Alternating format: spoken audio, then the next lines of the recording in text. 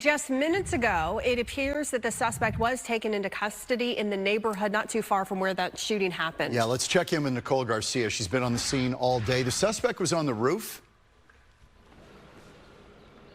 That's what it appears. We don't have any confirmation at this point, but Sky Fox captured what looked to be the arrest of the suspect that police have been searching for more than 8 hours now. And just a minute ago, we saw an ambulance leave, followed by a police car, which we think is the suspect being taken to the hospital. But take a look at Sky Fox. Literally, this was just minutes earlier today. The suspect came out of a what looked like a vent in the roof of a home. Climbed out of a vent and at some point climbed back in, but then eventually he climbed out, and as we were watching our Sky Fox video, we saw what looked like less than lethal force being used, something fired upon that suspect from the officers who were down below watching him kind of get out of this roof. Again, we don't have any confirmation yet from Phoenix Police. This literally just all happened in the last 5 minutes, but from what we did see from Sky Fox is that the suspect who came out of that roof eventually came down, was taken into custody, put in handcuffs, and taken away from the scene. And again, we just literally saw an ambulance leave. Now, let me tell you a little bit about what led to this dramatic capture. About 8 hours ago, just after 9 a.m., police say that Phoenix officers were responding to a call of a vehicle into a home near 9th Avenue and Atlanta. And the first officer on scene, according to police, as she was arriving, came upon a vehicle and suspect who matched the description. As she approached that vehicle, the officer, according to police, was fired on several times by a man inside the vehicle, firing a rifle. The officer, thankfully, was injured, but non-life-threatening injuries. We're told she was shot once, but was still able to tell other officers, give them a description of the suspect, and that launched this door-to-door search for this armed suspect, literally lasting throughout the entire day from almost 9 to 5, basically 8 hours. They have been combing this neighborhood here off of 9th Avenue and Atlanta.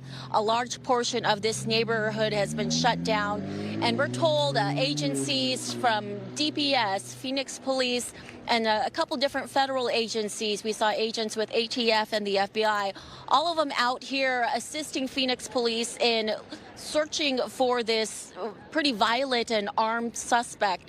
Again, the officer survived. She was taken to the hospital. It's been 8 hours of searching, and it appears this search has come to a conclusion. Earlier this afternoon, Phoenix Police Chief Michael Sullivan spoke outside of the hospital. Here's what he had to say. Majority of those suspects who've pulled guns on us recently are prohibited possessors. They shouldn't have guns in the first place.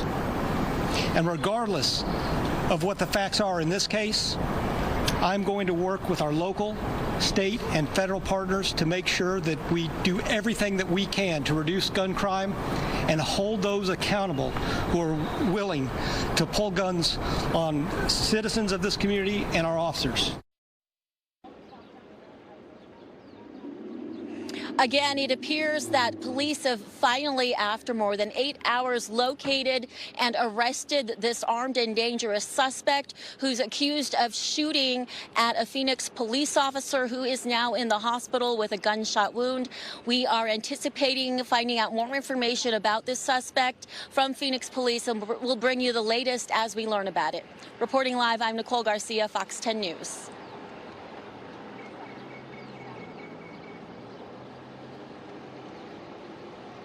Being treated. Brian, what's the latest there? Well, John, the officer is here in the hospital in stable condition after being shot in the left hip. She also has a bullet fragment to the face. Plus, this is her first year on the police force, so she's not only experiencing the dangers of the job, but also all the support that comes with it. Police vehicles pile up at the emergency room entrance, a show of support for an officer shot in the line of duty. And one of the first visitors was the county prosecutor. So many police officers, well, all police officers under attack in our community, and it's our way of showing support. Rachel Mitchell says it's a priority to visit officers in the hospital. Her office will handle most of the criminal cases that follow, so she will be there from the beginning till the end. It's just a sense of not again. And just a fatigue from that. There have been at least 10 times this year when a Phoenix officer fired a weapon, and the third officer in the state shot in 2023. Mitchell believes the math is simple: too many criminals with too many guns. These are people who are in possession of a weapon that should not be in possession of a weapon, and they're afraid they're going to prison or they're afraid they're going to jail, and so they're shooting it out with the police officers. But the police officers union thinks the root cause goes much deeper, starting with anti-cop sentiment that sets the tone for trouble. They're being emboldened, still kind of by the anti-police rhetoric and the anti-police activists that are out there. And these folks have criminal intent, and they want to go out and they want to get their 15 minutes of fame. So going back one full year from today, there have been at least 13 officers shot across the state of Arizona. And again today, the officer shot here at the hospital is expected to recover. Live at Banner University Hospital, I'm Brian Webb, Fox 10 News.